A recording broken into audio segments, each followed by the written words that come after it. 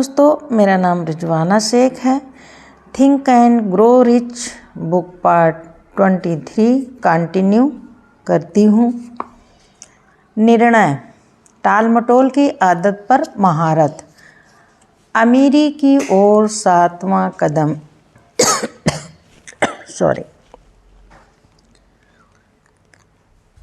विफलता के अनुभव के साथ 25,000 से अधिक पुरुषों और महिलाओं के सटीक विश्लेषण ने इस तथ्य का खुलासा किया कि निर्णय की कमी विफलता के 30 प्रमुख कारणों की सूची में सबसे ऊपर थी। यह केवल मात्र बयान नहीं है, यह एक तथ्य है। विलंब निर्णय के विपरीत, जो एक आम दुश्मन है जिसे व्यवहारिक रूप से हर आदमी को जीत लेना चाहिए। जब आप इस किताब को पढ़ना समाप्त कर देंगे और इसमें वर्णित सिद्धांतों को कार्य रूप देने की शुरुआत करने के लिए तैयार होंगे, आपके पास तुरंत और निश्चित निर्णयों पर पहुंचने की क्षमता की जांच करने का अवसर होगा। उन कई सौ लोगों जिन्होंने इस तथ्य का खुलासा किया कि उनमें से हर एक की तत्काल निर्णय पहुंचने की और इन निर्णयों को धीरे धीरे बदलने की आदत थी, और जब उन्हें बदलना ही होता जो लोग बिना अपवाद के पैसा जमा करने में विफल रहते हैं, उनके निर्णयों पर धीरे धीरे पहुंचने की आदत होती है, और इन निर्णयों को जल्दी और अक्सर बदलने की भी। हेनरी फोर्ड के सबसे उत्कृष्ट गुणों में से एक है उनका निर्णयों पर जल्दी और निश्चित रूप से पहुंचना और धीरे धीरे उन्हें बदलने की उनकी आदत। श्रीमान फोर्ड यह गुण इतना स्पष्ट है कि इसने हठी होने की प्रतिष्ठा दी है। यही वह गुण था जिसने श्रीमान फोर्ड को उनका प्रसिद्ध मॉडल टी, दुनिया में सबसे बदसूरत कार का निर्माण जारी रखने के लिए प्रेरित किया, जबकि उनके सभी सलाहकार और कार के कई खरीदार इसे बदलने के लिए उनसे आग्रह कर रहे थे। शायद श्रीमान फोर्ड ने परिवर्तन करने में लंबे समय की देरी कर दी, लेकिन कहानी का दूसरा पक्ष है कि श्रीमान फोर्ड के निर्णय की दृढ़ता के कारण एक बहुत बड़ा सौभाग्य प्राप्त हुआ। मॉडल में बदलाव के जरूरी बनने से पहले इसमें कोई शक नहीं कि निश्चित निर्णय की आदत को अड़ियल रवैया ही मान लिया गया, लेकिन ऐसा नहीं है। यह गुण निर्णय पर पहुंचने में सुस्ती और उन्हें बदलने में तीव्रता से बेहतर है। अधिकांश लोग जो अपनी ज़रूरतों के लिए पर्याप्त पैसा जमा करने में विफल रहते हैं, सामान्यतः आसानी से दूसरों की राय द्वारा प्रभावित हो जाते हैं। वे अपने लिए सोचने का काम अखबारों और गपशप करने वाले पड़ोसियों को करने देते हैं। राय पृथ्वी पर सबसे सस्ती वस्तु है। हर किसी के पास दूसरों को देने के लिए तैयार ढेरों राय हैं। इसे स्वीकार करने वालों पर ये थोप दी जाती है।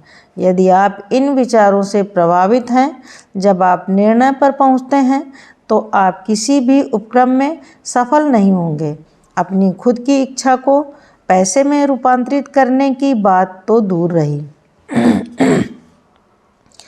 यदि आप दूसरों के विचारों से प्रभावित हैं, तो आपकी अपनी कोई इच्छा नहीं होगी। जब आप यही वर्णित सिद्धांतों को कार्य रूप देना शुरू करें, तो अपने खुद के निर्णय तक पहुंचने और उनका पालन करके अपने परामर्शदाता स्वयं बने। अपने मास्टरमाइंड समूह के सदस्यों को छोड़कर किसी पर भरोसा न करें, और इस समूह के अपने चयन में बहुत अचूक रहें, ताकि आप केवल अपने उद्देश्य के साथ पूरी सहानुभूति और सामंजस्य रखने वाले लोगों को ही चुनें। करीबी दोस्त और रिश्तेदार अक्सर जाने अनजाने मजाक में अपनी राय देकर या हंसी उड़ाकर बाधा बनते हैं। हजारों पुरुष और महिलाएं पूरा जीवन अपने साथ एक ही भावना लेकर जीते हैं, क्योंकि किसी अच्छे इरादे वाले लेकिन अज्ञानी व्यक्ति ने अपनी राय देकर या उपहास के माध्यम से उनका आत्मविश्वास नष्ट कर दिया। आपका अपना खुद का एक मस्तिष्क और मन है, इसे प्रयोग करें और अपने स्वयं के निर्णयों पर पहुँचे। यदि आपको निर्णय तक पहुँचने में सक्षम बनने के लिए अन्य लोगों के तथ्यों या जानकारी की ज़रूरत है, तो शायद कई मामलों में आपको होगी भी, तो आप अपने उद्देश्य का खुलासा किए बिना चुपचाप ज़रूरत के तथ्यों को प्राप्त करके जानकारी सुनिश्चित कर लें। ऊपरी ज्ञान रखने वाले लोगों का यह स्वभाव होता है कि वे ऐसा प्रभाव जमाना चाहते हैं जैसे उनके पास बहुत ज्ञान है। ऐसे लोग आमतौर पर बहुत ज़्यादा बात करते हैं और बहुत कम सुनते हैं। यदि आप शीघ्र निर्णय की आदत हासिल करना चाहते हैं तो अपनी आँखें और कान खुले और अपना मुंह बंद रखें। जो लोग बहुत बात करते हैं वे दूसरा कोई काम बहुत कम करते हैं। यदि आप सुनने की तुलना में अधिक बात करते हैं तो आप न केवल उपयोगी ज्ञान जमा करने के कई अवसरों से वंचित रह जाते हैं, बल्कि आप उन लोगों को अपनी योजनाओं और उद्देश्यों का खुलासा भी कर देते हैं जो आपको परास्त करने में बड़ी खुशी महसूस करेंगे, क्योंकि वे आपसे ईर्ष्या करते हैं। याद रखें कि जब भी आप अपना मुंह किसी ऐसे व्यक्ति के सामने खोलते हैं जिसके पास ज्ञान का भंडार है, तो आप उसको अपने ज्ञान का सटीक स्टॉक प्रदर्शित कर देते हैं या इसकी कमी को प्रदर्शित करते हैं। वास्तविक ज्ञान विनम्रता और चुप्पी के माध्यम से दिखाई पड़ता है। यह तथ्य दिमाग में रखें कि हर व्यक्ति जिससे आप जुड़ते हैं उसे भी आप ही की तरह पैसा जमा करने के अवसर की तलाश है।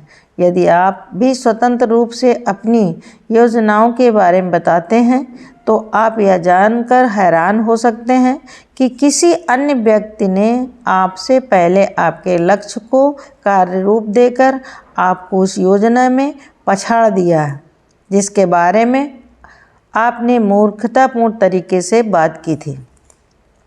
अपने पहले निर्णयों से एक पर बंद मुंह और आंखें कान खुले रखें। इस सलाह का पालन करने के लिए एक चेतावनी के रूप में एक उपयोगी होगा।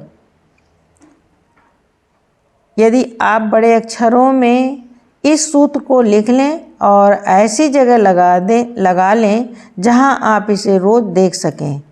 दुनिया को बता दो तुम्हारा क्या करने का इरादा है, लेकिन पहले करके दिखाओ। ऐसा कहने के बराबर यह शब्द नहीं बल्कि कर्म है जो ज़्यादा महत्वपूर्ण है। एक निर्णय पर स्वतंत्रता या मौत। निर्णयों का मूल्य उन्हें प्रस्तुत करने में आवश्यक साहस पर निर्भर करता है। वे महान निर्णय उन्होंने सभ्यता की नींव के रूप में कार्य किया, बहुत जोखिम उठाने पर प्राप्त किए गए थे, जिन्हें अक्सर मौत की संभावना माना जाता है।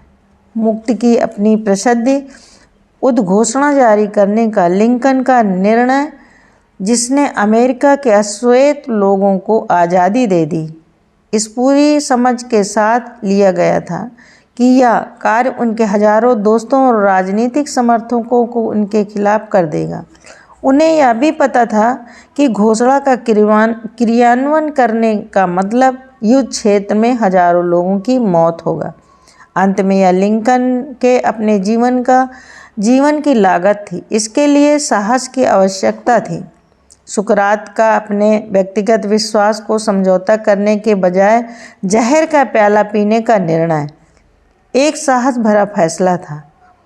इसने समय को 1000 साल आगे की ओर कर दिया और लोगों के विचार और अभिव्यक्ति की स्वतंत्रता के अजन्मे अधिकार दिए। जनरल रॉबर्ट ई ली का संघ से अलग होने के समय दक्षिण के पक्ष में आना एक साहस भरा निर्णय था, क्योंकि वह अच्छी तरह जानते थे कि इससे निश्चित रूप से दूसरों की जान जाएगी और उनकी जान को भी खतरा हो सकता है।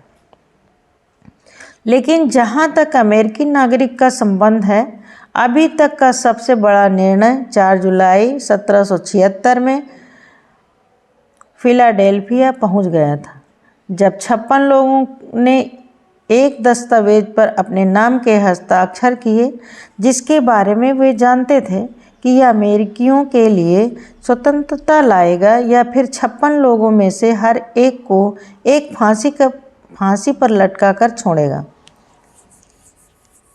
अपने इस प्रसिद्ध दस्तावेज के बारे में सुना है, लेकिन शायद आप इसका स्पष्ट रूप से सिखाया गया व्यक्तिगत उपलब्धि में बड़ा सबक नहीं सीख पाए। हम सभी को इस महत्वपूर्ण फैसले की तारीख याद है, लेकिन हम में से कुछ को ही यह एहसास है कि इस निर्णय में कितने साहस की आवश्यकता थी। हमें अपना इतिहास याद है, क्योंकि यह सिखाया गया था। लड़ने वाले पुरुषों के नाम और दिनांक याद है। हमें वैली फोर्ज और यॉर्कटाउन याद है। हमें जॉर्ज वाशिंगटन और लॉर्ड कॉर्नवालिस याद है। लेकिन हम इन नामों, दिनों और स्थानों के पीछे की वास्तविक शक्तियों को कम ही जानते हैं। हम उस अमूर्त शक्ति को अभी भी कम जानते हैं, जिसने वाशिंगटन की सेनाओं को यॉर्कटाउन पहुंचने से बहुत पहले हमारी स्वतंत्रता सुनिश्चित कर दी थी।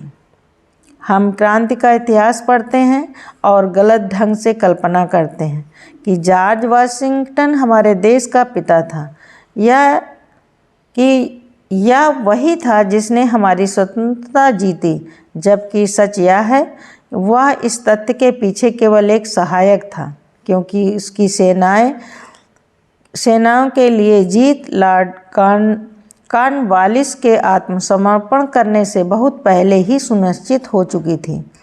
यह वाशिंगटन की इतने बड़े पैमाने पर सराहना की महिमा को छीनने के इरादे से नहीं है, बल्कि इसका उद्देश्य उनकी जीत के असली कारण उस महान शक्ति को अधिक से अधिक आदर देना या किसी त्रासदी से कम नहीं है कि इतिहास के लेखक पूरी तरह से उस प्रबल शक्ति के थोड़े से भी संदर्भ को भूल गए, जिसने पृथ्वी के सभी लोगों की किस्मत में लिखी आज़ादी के नए मानक स्थापित करने के लिए राष्ट्र को जन्म और आज़ादी दी।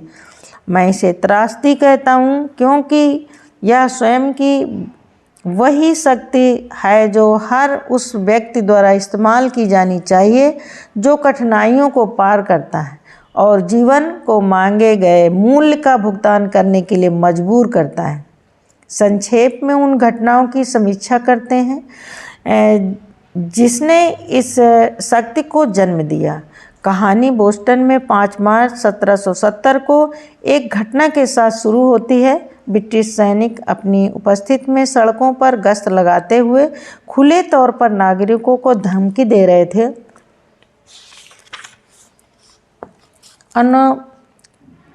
औपनिवेशिक लोग अपने बीच में मार्च कर रहे हथियारबंद लोगों से चिढ़ गए। वे मार्च कर रहे सैनिकों पर तब तक पत्थर फेंककर और गाली देकर खुले तौर पर अपनी नारेबाजी व्यक्त करने लगे जब तक कि कमांडिंग अधिकारी ने आदेश नहीं दिया, संगीन तान लो, हमला बोलो। संगीन तान लो, हमला बोलो। युद्ध शुरू हो गया था। इससे कई लोगों की मौत हुई और कई लोगों को चोट लगी। घटना ने इस तरह का असंतोष जगाया कि प्रांतीय विधानसभा प्रमुख उपनिवेशों से बनी ने कुछ कार्रवाई करने के प्रयोजन से एक बैठक बुलाई। उस सभा के 2 सदस्य जॉन हैनकॉक और सैमुअल एडम थे। उनके नाम अमर रहें। वे हिम्मत के साथ बोले और एक घोषणा कर दी कि बोस्टन से सभी ब्रिटिश सैनिकों को बेदखल करने के लिए कोई कदम उठाया जाना चाहिए। यह याद रखें दो लोगों के दिमागों के इस निर्णय को सही तरह से संयुक्त राज्य अमेरिका की स्वतंत्रता की शुरुआत कहा जा सकता है, जिसका हम सब आनंद लेते हैं, क्योंकि यह खतरनाक था। इन दो व्यक्तियों के निर्णय के लिए आस्था और साहस की जरूरत थी। पहले सभा के स्थगित होने से पहले सैमुअल एडम्स को प्रांत के राज्यपाल हचिंसन से भेंट करने के लिए और ब्रिटिश सैनिकों की वापसी की मांग करने के लिए नियुक्त किया गया था। अनुरोध मान लिया गया, सैनिकों को बोस्टन से हटा दिया गया, लेकिन बात समाप्त नहीं हुई।